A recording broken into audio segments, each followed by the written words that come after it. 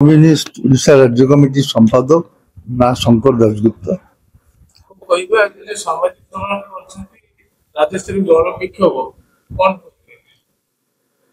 আসন্তা November 25 তারিখ দিন ଆମ ପାର୍ଟି ଏସୟୁସିଆଇ କମ୍ୟୁନିଷ୍ଟ ଓଡ଼ିଶା ରାଜ୍ୟ କମିଟି ତରଫରୁ ଗୋଟେ ରାଜ୍ୟସ୍ତରୀୟ ଗଣବିକ୍ଷୋଭ ଭୁବନେଶ୍ୱରରେ ଅନୁଷ୍ଠିତ ହବ ଏବଂ ରାଜ୍ୟ 30ଟି ଜିଲ୍ଲାରୁ 20,000ରୁ ଅଧିକ ଜନସମାଗମ ଏଠି ହବ। ଗରିବ ଚାଷୀ, ଶ୍ରମିକ, ଛାତ୍ର, ଯୁବକ, ମହିଳା, ସମାଜର ବିଭିନ୍ନ ଅଂଶ ଶୋଷିତ ଜନସାଧାରଣ ଏହି ବିକ୍ଷୋଭରେ ଅଂଶଗ୍ରହଣ କରିବେ। ଲୋକଙ୍କ ଭିତରେ ପ୍ରବଳ ଅସନ୍ତୋଷ, ପ୍ରବଳ କ୍ଷୋଭ। ଅତୀତରେ ବହୁ ସରକାର ଆସିଛି ନିର୍ବାଚନ ମଧ୍ୟ ଦେଇକି, ସେଇ ସରକାର ମାନେ କିଛି କରିପାରି ନାହାନ୍ତି ବୋଲି ବର୍ତ୍ତମାନ ନୂଆ ସରକାର ବିଜେପି ସରକାର ଆସିଛି। ନିର୍ବାଚନ ପୂର୍ବରୁ ବହୁ ପ୍ରତିଶ୍ରୁତି ଦେଇକି କିନ୍ତୁ ଦେଖାଯାଉଛି ଯେ ସେମାନେ ମଧ୍ୟ ପୂର୍ବ ସରକାର ଗୁଡା ବୋଲି ଜନମାରଣ ନୀତି ନେଇକି ଚାଲିଛନ୍ତି। ଏବେ ଧରନ୍ତୁ ଓଡ଼ିଆ ଅସ୍ମିତାର କଥା କହୁଛନ୍ତି। ଓଡ଼ିଆ ମାଧ୍ୟମ ସ୍କୁଲ ଗୁଡାକୁ ବିଗତ ସରକାର ବନ୍ଦ କରୁଥିଲେ 14,000 ଉପରେ। ବର୍ତ୍ତମାନ ଏଇ ସରକାର ଓଡ଼ିଆ ଅସ୍ମିତାର କଥା କହିକି ଆହୁରି 6,000 ସ୍କୁଲ ବନ୍ଦ କରିବା ପାଇଁ ସିଦ୍ଧାନ୍ତ ନେଇଛନ୍ତି।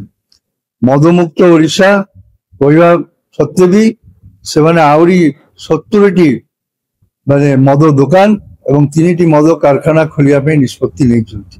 ଲୋକଙ୍କୁ ମଦ, ଡ୍ରଗ୍ସ ଇତ୍ୟାଦି ନିଶାଗ୍ରସ୍ତ କରିକି ଏବଂ ରାଜ୍ୟରେ ପ୍ରତିଦିନ ଦୁଷ୍କର୍ମ, ଗଣ ଦୁଷ୍କର୍ମ, ହତ୍ୟାକାଣ୍ଡ ଚାଲିଛି। ଆଉ ଅନ୍ୟାନ୍ୟ ସମସ୍ୟା କୌଣସି ସମାଧାନ ହଉନି। ସେଥିପାଇଁ ଲୋକଙ୍କ ଭିତରେ ଯୋଉ ଅସନ୍ତୋଷ ରହିଛି, ଖବର ରହିଛି, ଏସୟୁସିଆଇ କମ୍ୟୁନିଷ୍ଟ ପାର୍ଟି ରାଜ୍ୟ 30ଟି ଜିଲ୍ଲାରୁ ଜନସାଧାରଣଙ୍କୁ ସଂଗଠିତ କରିକି ଏହି ବିକ୍ଷୋଭର ସିଦ୍ଧାନ୍ତ ନେଇ। ରଘୁନାଥ ଦାସ, ଏସୟୁସିଆଇ କମ୍ୟୁନିଷ୍ଟ ଓଡ଼ିଶା ରାଜ୍ୟ ସମ୍ପାଦକ ମଣ୍ଡଳୀ ସଦସ୍ୟ। ଆମର ପାର୍ଟି ଏସୟୁସିଆଇ କମ୍ୟୁନିଷ୍ଟ ଓଡ଼ିଶା ରାଜ୍ୟ କମିଟିର ସମ୍ପାଦକ ତଥା କେନ୍ଦ୍ରୀୟ କମିଟିର ସଦସ୍ୟ କମ୍ରେଡ୍ ଶଙ୍କର ଦାଶଗୁପ୍ତ ପ୍ରଥମରେ ଯୋଉ ବୟାନ ରଖିଲେ ସେଟା ଏକଦମ ସଠିକ ବୟାନ ବୋଲି ଆମେ ସମସ୍ତେ ହିଁ ମନେ କରୁଛୁ, ଏଠି ଯେଉଁମାନେ ଉପସ୍ଥିତ ଅଛୁ। ଏବଂ ଆସନ୍ତା ନଭେମ୍ବର 25 ତାରିଖ ଦିନ ଓଡ଼ିଶା ଇତିହାସରେ ବାମପନ୍ଥୀ କମ୍ୟୁନିଷ୍ଟ ପାର୍ଟିର ସର୍ବରୁ ଅଧିକ ସମାବେଶ ହବ, ଆମେ ଏଟା ଆଶା କରୁଛୁ। ଏବଂ 20,000 କାହିଁକି 20,000ରୁ ଆହୁରି ଅଧିକ ଲୋକ ଏଠି ସାମିଲ ହେବେ। ଭୁବନେଶ୍ୱର ଆଖପାଖ ଅଞ୍ଚଳର ତ ବହୁ ସଂଖ୍ୟା ଲୋକ ମଧ୍ୟ ସାମିଲ ହେବେ।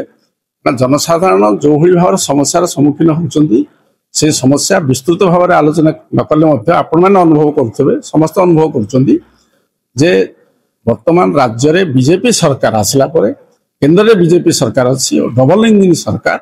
ଯାହା ପ୍ରତିଶ୍ରୁତି ଦେଇଥିଲେ ଆଦୌ କୌଣସି ପାଳନ କରିନାହାନ୍ତି, ବରଂ ଜନସାଧାରଣଙ୍କର ଜ୍ୱଳନ୍ତ ସମସ୍ୟାକୁ ଆହୁରି ଉଜ୍ଜୀବିତ କରିବା ପାଇଁ ବିଭିନ୍ନ ପ୍ରକାର କାର୍ଯ୍ୟକ୍ରମ ସେ ଗ୍ରହଣ କରୁଛନ୍ତି। ବିକାଶ ନାଁରେ ଜନସାଧାରଣଙ୍କର ବିନାଶକ ହିଁ ତାଙ୍କର ବର୍ତ୍ତମାନ କାମନା।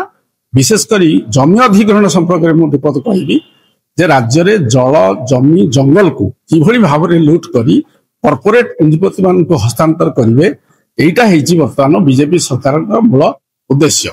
ଏବଂ ସେଇଥିପାଇଁ ପୂର୍ବ ବିଜେଡି ସରକାର, ବିଜେପି ସରକାର ମିଳିତ ଭାବରେ ଯାହା ବୁଝାମଣା ପତ୍ର କରିଥିଲେ ଓଡ଼ିଶାରେ ପ୍ରାୟ 2,250ରୁ ଅଧିକ ବୁଝାମଣା ପତ୍ର, ଏଇ ସରକାର ସେତେ ସଂଖ୍ୟାରେ ବୁଝାମଣା ପତ୍ର ନ କଲେ ବି କି ଇଣ୍ଡଷ୍ଟ୍ରି, ବିଶେଷ କରି mega steel plant, mega steel pole, ଏଇସବୁ ବ୍ୟାପାରରେ ସରକାର ବର୍ତ୍ତମାନ ଜମି ଅଧିଗ୍ରହଣ କରିବାକୁ ଲାଗିଛି।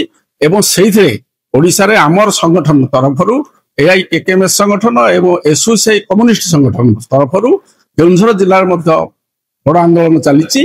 ଏବଂ ସେଇଭଳି ଭାବରେ ଅନ୍ୟାନ୍ୟ ଜାଗାରେ ଆନ୍ଦୋଳନ ଚାଲିଛି।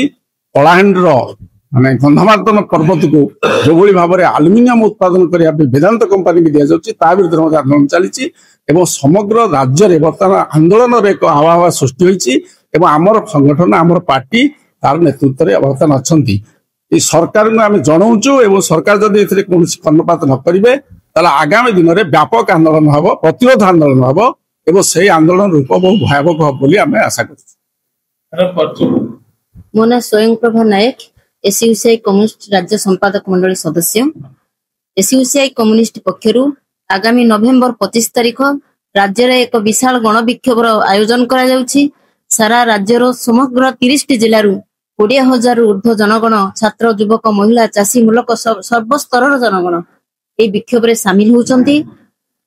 ବର୍ତ୍ତମାନ ରାଜ୍ୟର ଯେ ସରକାର ଆସିଛନ୍ତି ଯାହା ଯାହା ପ୍ରତିଶ୍ରୁତି ଦେଇଥିଲେ ଠିକ ଓଲଟା ହିଁ କାର୍ଯ୍ୟ ସେ କରୁଛନ୍ତି। ବର୍ତ୍ତମାନ ନାରୀ ନିର୍ଯାତନା କ୍ଷେତ୍ରରେ ଓଡ଼ିଶା ମାନେ ଶୀର୍ଷରେ ରହିଛି ସମସ୍ତ ଦେଶରେ, ସମଗ୍ର ଦେଶରେ ଓଡ଼ିଶା ବର୍ତ୍ତମାନ ଶୀର୍ଷରେ ରହିଛି। ତା ସତ୍ତ୍ୱେ ବି ସରକାର ମଦମୁକ୍ତ ଓଡ଼ିଶାର କଥା କହିଥିଲେ। ବର୍ତ୍ତମାନ 70ଟି ବନ୍ଦ ହେଇଥିବା ମଦ ଦୋକାନ ଖୋଲୁଛନ୍ତି, ମଦ କାରଖାନା ଖୋଲୁଛନ୍ତି, ଦରଦାମ ତ ଯୋଉ ଭଳି ବଢି ଚାଲିଛି। ଏ ସମସ୍ତ ସମସ୍ୟା ବିରୁଦ୍ଧରେ ଜନଗଣଙ୍କର ମାନେ ଜୀବନ ଜୀବିକାର ଦାବି ନେଇକିରି ଆନ୍ଦୋଳନ ଡାକରା ଦିଆହେଇଛି। ଧନ୍ୟବାଦ।